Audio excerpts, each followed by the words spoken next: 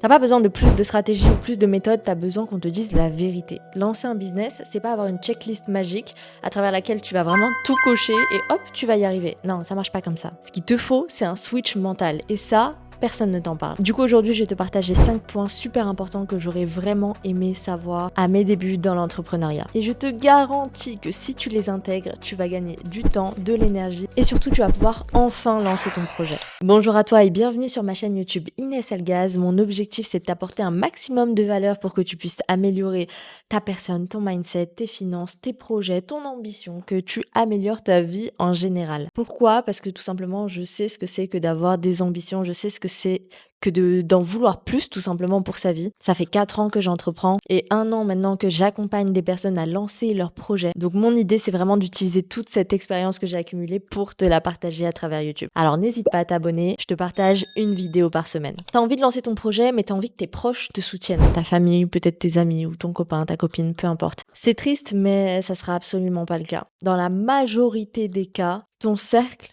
proche ne va pas forcément te soutenir. Et il faut que tu arrêtes d'attendre leur approbation. Arrête d'attendre que ton entourage comprenne ton projet. Ton rêve, il est à toi et ça, personne ne peut te le retirer. Il n'est pas censé motiver ta famille ou rassurer tes amis. Non, c'est toi qui as fait des recherches, c'est toi qui as cette affinité envers telle idée ou bien tel domaine d'activité. Alors c'est à toi de creuser, peu importe ce que les gens te diront. Et moi, je me rappelle, à mes débuts, je me lançais à l'époque dans tout ce qui est l'industrie de l'investissement financier, tout ce qui était crypto-monnaie, trading, etc. Et je n'y connaissais rien, mais j'avais envie de tester. J'en parlais à des amis, mais ils me disaient, mais Inès, c'est de l'arnaque, tu vas perdre ton argent, ça sert à rien. Ma famille qui me disait, non mais attends, en plus de ça, tu dois payer un abonnement. Mais ce que j'avais dans la tête, je l'avais dans la tête, je l'avais pas ailleurs. Et c'est sûr que si je l'avais pas fait, j'aurais eu des regrets. Parce qu'au final, ce que j'ai pu faire auparavant, même si aujourd'hui, voilà, je fais pas du tout du trading, c'est cette expérience qui m'a forgé et qui m'a lancé, qui m'a mis mon premier pas dans l'entrepreneuriat. Mais je pouvais pas écouter ma famille ou mes amis à ce moment-là parce que en réalité, ta famille, c'est des personnes qui t'aiment et qui veulent ta sécurité, qui veulent le meilleur pour toi, mais sans prendre de risques. Donc, c'est pas forcément eux qui vont t'encourager à aller à faire des choses dangereuses, enfin, dangereuses entre guillemets, à prendre des risques, à mettre de ton temps et de ton énergie dans un projet dans lequel il y a une certaine incertitude. Mais c'est pas grave et il faut pas leur en vouloir. Pour moi, il faut juste savoir ce que tu veux, faire tes recherches et te donner ensuite à fond dans ton projet. Tu peux partager l'évolution, etc. à ta famille ensuite, mais il faut que tu forges ton mental pour que ce que les personnes te disent, ce soit filtré et que ça ne t'impacte pas. Et bizarrement, tu remarqueras qu'au moment où tu commences à te détacher de ce qu'ils pensent, c'est là que tu vas vraiment commencer à avancer. Et tu verras que ton entourage, s'il est vraiment sincère et que tu continues, tu persistes et tu y arrives, ils vont finir par te soutenir. Moi, aujourd'hui, ma famille, c'est mes premiers supporters. C'est les premiers à me mettre des likes, des partages dans tout ce que je fais. Tout le monde n'a pas forcément cette chance-là. Il y a des personnes qui changeront peut-être pas d'avis, même si vous réussissez dans votre projet ou que vous réussissiez pas, ils vous diront quand même non, faut pas le faire. Peu importe ce que vous avez dans la tête, faites-le. La vie des gens reflète la vie des gens. Faites attention de qui est-ce que vous prenez également les conseils. Demandez-vous, cette personne qui est là devant moi en train de me dire que non, mon projet, mais il faut pas que je le lance. Regardez sa vie. Est-ce qu'elle a la vie que vous voulez avoir? Non. Donc, on n'écoute pas. On n'écoute pas les amis. Ensuite, il y a l'autre cas où on attend souvent de pouvoir être associé avec quelqu'un avant de pouvoir se lancer, parce que c'est un peu plus rassurant. Mais non, guys. Il faut avoir confiance en vous à un moment donné. Combien de fois j'ai entendu « ouais, j'attends pour me lancer parce que j'attends de trouver une personne avec qui je vais faire ceci, cela ». Mais non, là, ce que tu essayes de faire, c'est de te rassurer vis-à-vis de la situation. Et tu es en train de juste te trouver des excuses. La réalité, c'est que tu veux pas un associé, tu veux pas un binôme, tu veux pas une équipe. Tu veux juste éviter d'échouer seul. Mais c'est pas comme ça que ça marche. Parce que si t'attends les gens, tu feras rien. Dis-toi que la confiance et ton projet se construit petit à petit. Et il faut que parfois tu sois solo, il faut que tu sois seul avant de pouvoir le partager autour à d'autres personnes. Maintenant, si t'as envie de t'associer, il faut qu'il y ait une vraie raison concrète derrière. T'associes pas avec ton copain juste parce que c'est ton copain ou avec un ami parce que voilà, c'est ton ami d'enfance. Non, arrêtez, on n'est plus des enfants les amis. On parle de business là. Qu'est-ce que cette personne apporte dans l'équipe ? Qu'est-ce qu'il y a de concret? Je veux bien tout ce qui est mastermind, etc. Une personne, aller chercher des personnes qui ont des compétences spécifiques dans certains domaines que vous n'avez pas et que du coup, vous allez vous compléter. Ok, mais n'allez pas prendre une personne juste pour sa présence. juste pour vous soutenir, juste pour être un petit peu la roue de secours. Oui, si on a échoué, je suis pas seule. Déjà, si vous pensez à l'échec dès le début, vous êtes mal barré. Moi, pour vous dire, j'ai les deux catégories de business. J'ai le business en solo, qui est tout ce qui est mon activité de marketing, création de contenu et montage vidéo. Donc, je l'ai commencé solo. Là, j'ai commencé à intégrer d'autres personnes et à créer une équipe. Et de l'autre côté, j'ai justement tout ce qui va être coaching, à travers lequel, là, par contre, dès le départ, on a été associés parce que voilà, moi, j'ai ma spécialité dans certains domaines dans lesquels je coach les personnes et je me suis associée avec d'autres coachs qui, eux, ont leur propre spécialité qui complète et qui permet à nos élèves de les aider dans tous les différents domaines. Donc, les deux sont très bien. Il n'y en a pas un qui est meilleur que l'autre. Juste, vous devez faire le meilleur choix vis-à-vis de votre projet et de votre personne. Que ce soit un choix intelligent et pas un choix émotionnel. Dans le business, on met pas d'émotion. Troisième point, c'est arrête de chercher un projet qui soit lié avec ta passion. Désolé, ça fait mal, c'est triste, ça pique, mais c'est la réalité. Parce que j'entends souvent, oui, trouve ta passion et après tu ne travailleras plus un seul jour de ta vie.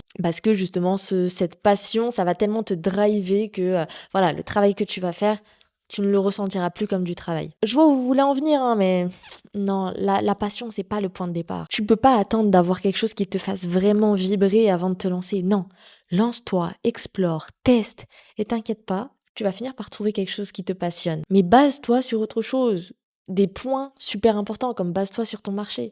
Tu peux pas te baser sur ta passion sur le violon, par exemple, pour lancer un business dans ce domaine-là. Ça se trouve, le marché, t'as personne qui veut ton business de violon, en fait. Donc non, il faut que tu te bases sur des facts plus tangibles. Si t'as une passion, c'est top, garde-la sur le côté, fais du violon pendant ton passe-temps. Mais mélange pas ton violon et ton business. Tu le mélangeras si effectivement il y a une opportunité. Mais c'est pas là le point de départ. Le point de départ, c'est ton marché.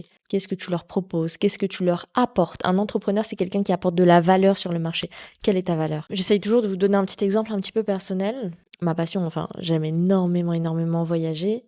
J'ai essayé effectivement à un moment d'en faire un business, d'en faire une conciergerie de voyage. Franchement, pas ouf, hein.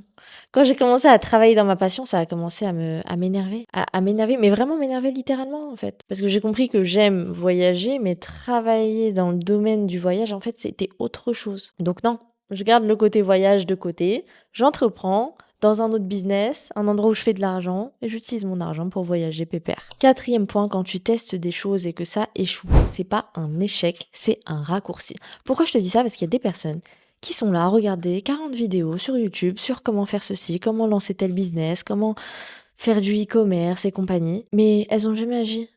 Mais l'équipe, vous apprenez sur le terrain, c'est comme à l'école. Pourquoi à l'école? Voilà, tout le monde à l'école en a marre de tout ce qui va être scolaire, de regarder des PowerPoint, d'écrire les cours et compagnie, et que tout le monde veut être en alternance, être en société. Mais je suis sûre que vous avez tellement plus appris sur le terrain qu'à l'école. Bah, le business, c'est la même chose. Regardez 40 vidéos par jour, ça va pas, ça peut vous apporter des connaissances, oui, mais des connaissances non appliquées, ça va être juste des informations oubliées. Donc non, lancez-vous, même si c'est pas parfait, même s'il y a des endroits, des zones encore d'ombre, c'est pas grave. Cette zone d'ombre, vous l'éclairez par la suite. Vous trouverez un domaine, une vidéo qui vous permettra d'améliorer à ce moment-là ce problème-là, de solutionner ce problème-là au moment venu. Je suis sûre que parmi les personnes là qui regardent la vidéo, il y a des personnes qui ont lancé leur projet, un produit, un service, peu importe, et qui n'ont pas forcément réussi, qui ont fait peut-être 2 ventes, qui ont mis énormément d'énergie et de temps et d'argent dans quelque chose qui, au final, peut-être leur a rien rapporté. Mais ça, c'est la surface. Parce qu'en profondeur, je suis sûre que vous avez appris énormément de choses. Vous avez appris comment créer un produit, comment le vendre, comment emballer un produit, comment faire un remboursement, comment faire du marketing, comment poster des vidéos, comment faire des belles stories, comment... Il y a énormément de choses, mais ces choses-là, vous ne les apprendrez que sur le terrain. D'ailleurs, je vous laisse me dire justement dans les commentaires si vous avez déjà lancé des projets, des business. Est-ce que ça a été un flop ou bien est-ce que justement ça a fonctionné pour vous? Et comme ça, j'échangerai avec vous à ce sujet-là. Mais l'équipe, vous avez le droit de vous planter, vous avez le droit de vous tromper, mais vous n'avez pas le droit d'en faire une excuse pour ne rien tenter du tout. Vous savez que l'échec fait partie du process, qu'il n'y a jamais personne qui a réussi straight, qui a eu le jackpot directement. Donc arrêtez de regarder les histoires des autres, commencez à écrire votre propre histoire. Elle sera pleine de rebondissements et c'est ça qui va lui apporter énormément de valeur et d'authenticité. Et enfin, le dernier point des plus importants pour n'importe quel entrepreneur. Si vous vous endormez le matin, que vous vous réveillez à midi, il y a personne qui va venir, qui va vous réveiller, qui va vous dire oui, il est temps de poster votre produit, oui, il est temps de faire ton marketing, etc. Personne qui va le faire. On n'est plus dans l'industrie du salariat là. Vous devez absolument développer votre discipline. On s'en fiche que vous avez envie de le faire ou de ne pas le faire. Vous voulez la liberté, mais cette liberté, elle a un coût. Et c'est le coût de cette discipline. Et c'est dingue parce que j'en vois des personnes, vous savez, quand je les coach. Je vois des personnes qui viennent motivées, qui me disent « Ouais Inès, c'est bon, là je vais me lancer, dans 3 mois j'aurai mes premiers résultats, mes premiers clients. Là je suis à fond, ils postent 5 stories, ils préparent leurs posts, etc. » Une semaine plus tard, ils ont disparu. Et il y en a d'autres qui persistent et qui font partie du 1% des personnes qui arrivent parce qu'ils vont avoir cette discipline. Et ils vont pas avoir d'excuses. Ils vont pas se dire « Non mais Inès, tu comprends, j'ai eu beaucoup de boulot, j'enchaîne de boulot, ensuite je dois rentrer, je dois manger, je dois me reposer toute la semaine et le week-end, je suis avec ma famille. » Non, en fait, non, ils vont pas dire ça. Ils vont se dire, non mais en fait, c'est parce que j'ai 2 boulots. C'est parce que le week-end, j'ai que le week-end pour voir ma famille et que j'ai pas le temps que je dois justement aujourd'hui entreprendre pour me libérer plus de temps et faire plus d'argent. Vous voyez, la situation, elle est différente. Donc à vous de voir comment est-ce que vous voyez les choses. Est-ce que les circonstances, vous en faites des excuses ou vous en faites une force? Vous êtes votre propre moteur. Et d'ailleurs, c'est fou aussi parce que même quand je coach les personnes, très souvent, elles sont en mode « Oh, mais j'y arrive pas toute seule, etc. » Et quand elles sont là en coaching avec moi, ben en fait, vu qu'elles s'engagent auprès de moi, et ben en fait, elles vont davantage être dans l'action. Parce que déjà, je suis là pour leur dire ce qu'elles ont besoin d'entendre et pas ce qu'elles ont envie d'entendre. Et le fait de s'engager mentalement auprès de quelqu'un d'autre, et ben en fait, c'est comme si ça avait plus de valeur pour les personnes que de s'engager qu'envers soi-même. Parce qu'on peut se mentir à soi-même, mais on peut pas mentir aux autres. Et moi, on peut pas me mentir. Et après, bien sûr, cette discipline ne va pas venir du jour au lendemain. Elle ne va pas être parfaite non plus. Mais ce qu'il faut aller chercher, c'est la progression. C'est-à-dire que si vous êtes discipliné pendant 3 jours au départ et hop, finalement, le 4e jour, et ben, vous avez un petit down, c'est pas grave. Vous allez vous relever, ok? Et cette fois-ci, vous allez essayer de tenir un peu plus longtemps. Première fois, vous avez tenu 3 jours, là, vous allez tenir peut-être 5 jours. Et après 1 semaine, et après 2 semaines, et après 1 mois. Et au final, vous développez cette discipline-là. Mais elle ne sera pas parfaite dès le début, et c'est normal, il faut être OK avec ça. Il faut accepter ce process-là. Il faut tomber pour mieux se relever. Et analyser ce que vous faites. Si vous êtes tombé la première fois, pourquoi? Comment ça se fait? Pourquoi vous n'avez pas été discipliné ce jour-là? Ok, comment est-ce que je peux mieux faire la prochaine fois? Donc si vous voulez vraiment votre liberté, c'est indéniable qu'il va vous falloir développer cette discipline. La motivation, attention, c'est bien, mais c'est juste l'interrupteur, vous voyez? Ça allume, mais ensuite, ce qui fait tenir, l'électricité, ça va vraiment être votre discipline. Donc, utilisez la motivation s'il le faut pour vous enclencher à chaque fois. Donc, tout dépend ce qui vous motive. Est-ce que c'est parler avec une personne qui va vous remotiver? Est-ce que c'est regarder des vidéos? Moi, par exemple, je sais qu'effectivement, dans les moments où je suis pas motivée, ça va être parler avec mes associés ou se voir ou faire un petit restaurant, parler de notre vision sur l'avenir, de notre projet. L'attaque, c'est quelque chose qui va m'allumer automatiquement. Et ensuite, c'est à moi de garder cette flamme le plus longtemps possible allumée, tout simplement. Donc, à vous de trouver votre motivation, appuyez sur l'interrupteur et ensuite, essayez de tenir le plus longtemps possible votre discipline. Donc lancer un business, c'est pas juste avoir une bonne idée, mais c'est changer son mindset. Parce que pour moi, le business, c'est vous. Si vous investissez en vous et en votre personne, vous investissez en votre business. Si vous apprenez à avoir confiance en vous, à développer vos compétences, à aller au-delà de vos peurs, tout ça, ça va se refléter sur votre business. Si vous n'êtes pas en forme, si vous êtes fatigué, si vous avez la flemme, tout ça va se refléter sur votre business. C'est pour ça que changer votre état d'esprit, c'est primordial. Passer du j'attends à je construis, du j'ai peur à j'avance quand même, et du je suis seul à je suis capable. Ça, c'est un mindset de winner. Te laisse me dire dans les commentaires lequel de ces 5 principes t'as le plus secoué. Si t'as envie que je développe l'un de ces points davantage en vidéo, n'hésite pas à me le dire également. Et abonne-toi parce que ici, je vais pas te vendre du rêve, je vais t'aider à le construire.